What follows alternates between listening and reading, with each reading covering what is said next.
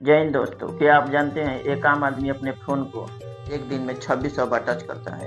इतना ही नहीं, एक रिसर्च के अनुसार एक इंडियन स्मार्टफोन यूजर का कोविड के बाद 7 घंटा स्क्रीन टाइम रहा। हर एक इंसान के लाइफ का इम्पोर्टेंट पार्ट बन गया है सोशल मीडिया। हम सब सोशल मीडिया पर दिन रात लगे तो रहते हैं, लेकिन क्या आप सोशल मीडिया के बारे में जानते हैं? अगर नहीं तो आज हम इस वीडियो में सोशल मीडिया के बारे में जानेंगे। देखिए, हम लोग जो सोशल मीडिया यूज करते हैं उसके लिए हमें कोई पैसा नहीं देना होता है। सोशल नेटवर्किंग साइट्स के जो ओनर होते हैं वो करोड़ों रुपए लगाकर डाटा सेंटर मेंटेन करते हैं ताकि हम लोग अपना फोटो एंड वीडियो अपलोड करते रहें। अगर हम फेसबुक की बात करें तो 18 डाटा सेंटर है जिसको मेंटेन करने के लिए $20 बिलियन का खर्च लगता है। इसी तरह से सभी सोशल नेटवर्किंग साइट को बहुत ज़्यादा पैसा लगाना पड़ता है उसे चलने के लिए। क्या आपने कभी सोचा है इतना पैसा लगाने के बाद भी ये लोग सब कुछ फ्री में क्यों देते हैं? हम लोग जिसके बारे में सोचते हैं उसी का ऐड हमारे मोबाइल में कैसे आ जाता है?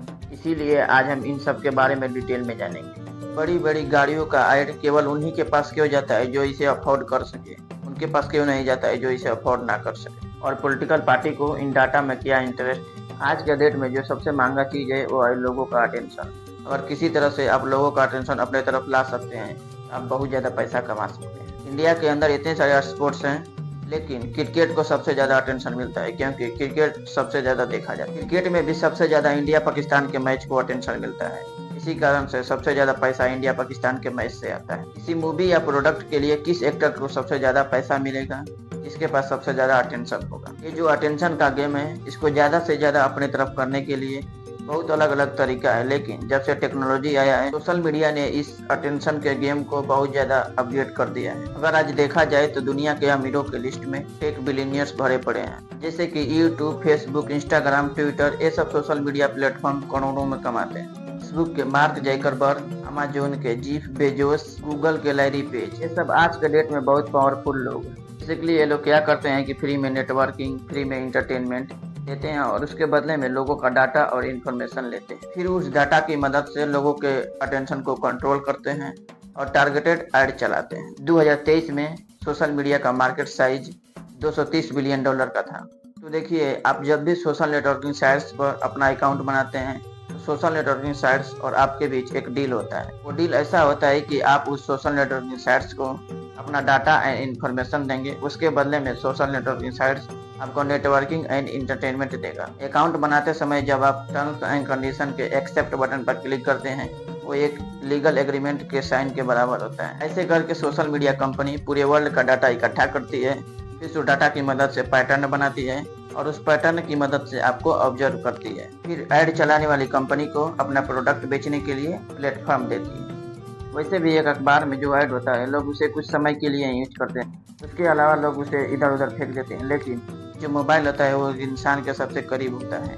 अगर आप किसी के मोबाइल में घुस गए तो उससे पर्सनल कुछ हो ही नहीं सकता एक इंसान के बारे में जानने के लिए। इस तरह से एक बेसिक मॉडल बना ऐड चलाने के लिए। आपके मन में ये भी क्वेश्चन आ रहा होगा कि जब हमने इंस्टाग्राम अकाउंट बनाया था तब केवल नाम, एज और ईमेल आईडी और नंबर दी, तो इन सोशल नेटवर्किंग साइट्स को हमारे बारे में इतना जानकारी कैसे पता चलता है? जब एक यूजर इन वेबसाइट के ऊपर जाता है तब वेबसाइट जाकर डायरेक्ट एडवर्टाइजर के पास ऐड नहीं दिखाती, क्योंकि इन वेबसाइट और एडवर्टाइजर के बीच Google AdSense, Facebook audience network, Microsoft advertising, Amazon advertising होते हैं। जो वेबसाइट और एडवर्टाइजिंग के बीच मिडिल मैन का काम, वेबसाइट एंड एडवर्टाइजर के बीच इनका काम होता है रिलेटेड ऐड को वेबसाइट पर लगाकर वेबसाइट के यूजर को दिखाना। ये सारी काम ये लोग थर्ड पार्टी कुकीज की तरह, जैसे कि देखिए टाइम्स ऑफ इंडिया के वेबसाइट पर ये जो ऐड चल रहा है, अगर मैं किसी जूते के वेबसाइट पर जाकर कंटिन्यूसली वहाँ पर जूता सर्च करूँगा, अगर फिर दोबारा मैं टाइम्स ऑफ इंडिया की वेबसाइट पर आऊँगा तो वहाँ पर जूते से रिलेटेड ऐड चलेगा। इसी तरह से थर्ड पार्टी कुकीज के थ्रू बहुत सारी वेबसाइट आपस में कनेक्टेड होती है। यही रीजन है कि आज के डेट में जो लोगों का डाटा है वो ऑयल से भी महंगा है।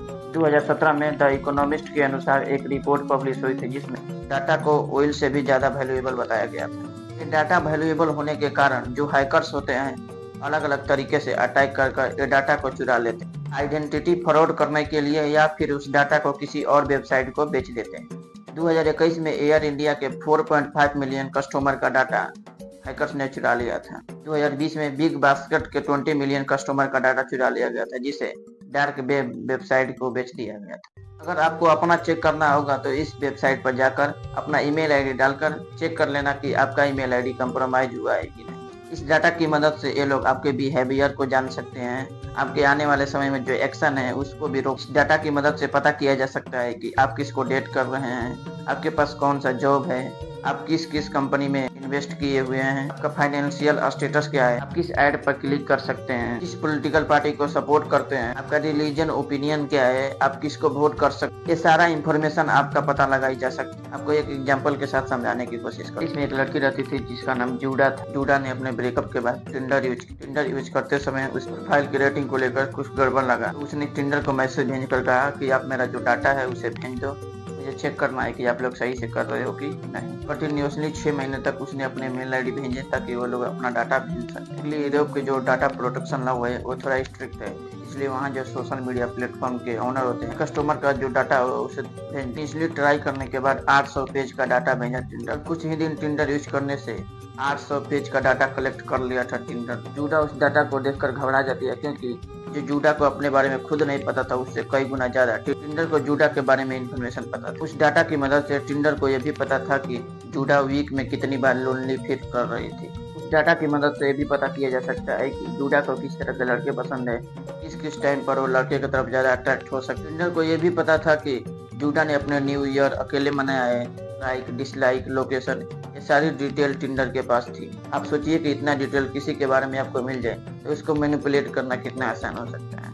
2017 में न्यूयॉर्क यूनिवर्सिटी के प्रोफेसर जोनाथन एंड एनी ने फेक वेबसाइट बनाया नेम ड्रॉप के नाम से एक्सपेरिमेंट करने के लिए। इस वेबसाइट में इन्होंने 543 स्टूडेंट ज्वाइन करवाया। सेम फॉर्मेट में टर्म्स एंड कंडीशन बनाकर, जिसे कि सोशल मीडिया कंपनी बनाती है, उसको बनाया और एक ऐप से इंटीग्रेट कर दिया। ये जो टर्म्स एंड कंडीशन बनाया गया इसमें इन्होंने एक चीज जोड़ दिया, जो इस टर्म्स एंड कंडीशन के यस बटन को एक्सेप्ट करेगा उसका पहला बच्चा जो होगा लीगली नेम ड्रॉप के जो ऑनर है उसका हो जाएगा। ऐसा इन्होंने इसलिए किया क्योंकि उनको पता करना था कि कितने लोग यस करें। 1/3 स्टूडेंट को छोड़कर जितने भी सारे स्टूडेंट बचे थे उन्होंने इस टर्म्स एंड कंडीशन के यस बटन को एक्सेप्ट कर लिया। ये लोग इस डाटा की मदद से पैटर्न बनाते हैं ताकि पता किया जा सकता है कि यूजर का नेक्स्ट स्टेप क्या हो। इनके पीछे इन सारी सोशल मीडिया कंपनी का एक ही लक्ष्य है, जिसके लिए ये लोग दिन रात काम कर, कैसे भी करके आप इनके ऐप से लगे रहें। नेटफ्लिक्स के ओनर ने एक बार कहा था कि गूगल, फेसबुक, यूट्यूब, इंस्टाग्राम ये सब हमारा कंपटीशन तो है, लेकिन जो मार्केट है बहुत बड़ा है। हमारा जो असली कंपटीशन है वो एक इंसान का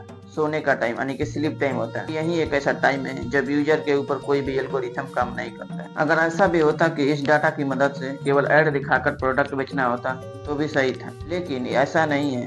इस डाटा की मदद से आपके सोशल एंड पॉलिटिकल बिहेवियर को भी कंट्रोल किया जा सकता है। डाटा एंड बिग माइंड्स जैसी टेक्नोलॉजी का यूज करके लार्ज अमाउंट ऑफ डाटा यानी कि पूरे पॉपुलेशन के बिहेवियर एंड पैटर्न को समझा जाता है, फिर उनको टारगेटेड कंटेंट दिखाया जाता है। देखिए, आज से कुछ साल पहले क्या होता था कि आप जिस दोस्त को अपने सोशल मीडिया प्लेटफॉर्म के प्रोफाइल से जोड़ते थे या जिस क्रिएटर को सब्सक्राइब या फॉलो करते थे, आपको सिर्फ उन्हीं का कंटेंट दिखाया जाता था। लेकिन आज के डेट में ऐसा हो गया है कि आप किसी को फॉलो करें या ना करें, आप किसी को सब्सक्राइब करें या ना करें, सोशल मीडिया प्लेटफॉर्म आपको खुद से कंटेंट दिखाते हैं। सोशल मीडिया कंपनी को यह इम्पोर्टेंट नहीं है कि आप अच्छा कंटेंट देखें, उनका सिर्फ एक ही मकसद है कि आप उनके ऐप से जुड़े रहें। इसीलिए आपके डाटा को एनालाइज कर ऐसा कंटेंट दिखाया जाता है जिसमें आप ज्यादा इंटरेस्ट। एक कैसीनो की स्लॉट मशीन की तरह कंटेंट को डिजाइन किया जाता है। एक स्क्रॉल पर आपके लिए सरप्राइज है, इस उम्मीद में कि अगली बार कुछ नया मिलेगा, जिसके लिए एक इंसान 4 से 5 घंटा इन ऐप पर बिता देता है। ये आप जानते हैं कि नोटिफिकेशन को जानबूझकर रेड कलर का बनाया जाता है, और किसी और कलर का रखा जाए तो वो उतना अच्छा टेम्पटिंग नहीं लगे। इसीलिए जब नोटिफिकेशन आता है तो आप कैसे भी करके एक बार मोबाइल खोल लो, उसके बाद तो जो सोशल मीडिया कंपनी के जो इंजीनियर हैं आपको रील तक पहुंचा के ही मानते हैं। जब आप सोशल मीडिया पर 1-2 घंटा बिता देते हैं तो आपके बॉडी में डोपामाइन इतना ज्यादा रिलीज होता है कि बाकी के काम में फोकस करना बहुत ज्यादा मुश्किल हो जाता है। आपका डाटा जो सोशल मीडिया कंपनीज के पास होती है, इससे पॉलिटिकल पार्टी भी बहुत ज्यादा इंटरेस्टेड है। पॉलिटिकल पार्टी इस डाटा को खरीद कर आपका डिसीजन को मैनिपुलेट कर रही है। ऐसा मैं क्यों कह रहा हूँ, आपको एक एग्जांपल से समझाते हैं। मार्च 2018 में द गार्डियंस और न्यूयॉर्क टाइम्स ने एक रिपोर्ट मेंशन किया था, जिसमें ये पता लगा कि फेसबुक ने अपने 50 मिलियन यूजर का डाटा कैम्ब्रिज एनालिटिक के नाम से एक कंपनी है उसको बेच दिया है। जिसके बाद कैम्ब्रिज एनालिटिक कंपनी को डोनाल्ड ट्रंप ने हायर किया। कैम्ब्रिज ने इस डाटा की मदद से सभी यूजर का साइकोलॉजिकल प्रोफाइल बनाया, जिसके वजह से यह पता लगा कि डोनाल्ड ट्रंप को कितने लोग इलेक्शन में सपोर्ट कर रहे हैं। और कितने ऐसे लोग हैं जिन्हें थोड़ा सा पुश करने पर डोनाल्ड ट्रंप को सपोर्ट करेंगे। जब यह सारा डाटा बना लिया गया, डोनाल्ड ट्रंप का जो कंटेंट था उन यूजर को डेली बेसिस पर दिखाया गया। इसकी वजह से 86 मिलियन लोग ट्रंप प्रो हो गए थे, कि जो लोग डोनाल्ड ट्रंप को सपोर्ट करने लगे। जब यह खबर बाहर आई, इसके वजह से मार्क जकरबर्ग के US house of representative financial service committee में हियरिंग शुरू, जिसके कारण 2022 में फेसबुक के ऊपर $725 मिलियन का जुर्माना लगा।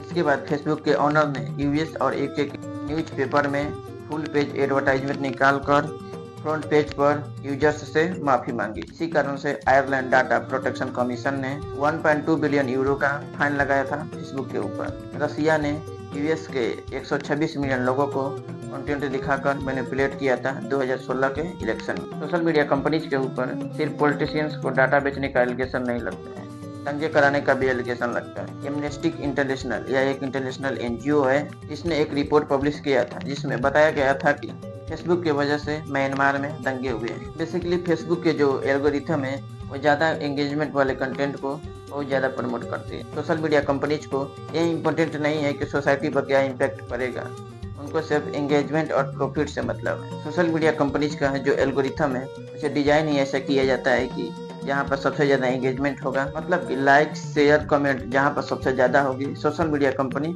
उसको सबसे ज़्यादा प्रमोट करती है। एंगेजमेंट जो होता है एक्सट्रीम, भड़काऊ और तड़कते भड़कते जो कंटेंट होते हैं उसके बहुत ज़्यादा होता है। आप कहेंगे कि सोशल मीडिया प्लेटफॉर्म से फ़ायदा भी तो है, तो देखिए ज़रूर फ़ायदा है। इससे लोग एक दूसरे से कनेक्टेड रहते हैं, आप जो भी जानकारी चाहें वो ले सकते हैं। ये वीडियो बनाने का मकसद किसी को डराना नहीं है, केवल अवेयरनेस फैलाने के लिए वीडियो बनाया जा रहा है। इसी तरह के इन्फॉर्मेटिव वीडियोस के लिए हमारे चैनल को सब्सक्राइब करें और बेल आइकन के बटन को प्रेस कर लें, ताकि आने वाले वीडियो का नोटिफिकेशन आप तक पहुंच जाए। हम ऐसे ही आने वाले वीडियो में आपके नए नए इन्फॉर्मेशन देते रहेंगे। इसके लिए हमारे चैनल को सब्सक्राइब कर लें। जय हिंद, जय भारत।